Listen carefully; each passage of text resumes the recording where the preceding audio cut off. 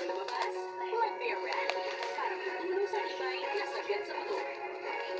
Umulan man o umaraw.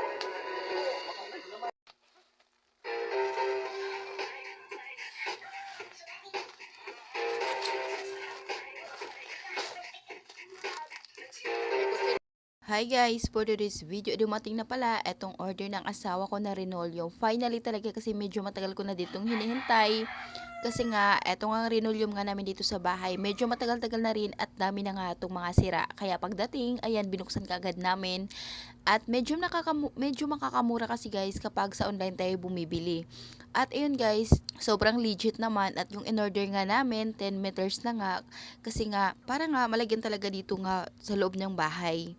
At pagbukas namin, ayan, okay naman siya guys. Maganda naman siya. Medyo manipis lang. Yung hindi naman masyadong manipis. Medyo may kanipisan nga lang siya. Pero maganda siya gamitin. At tingnan nyo naman yung luma nga namin na Renoleum na nga bakbak na nga siya.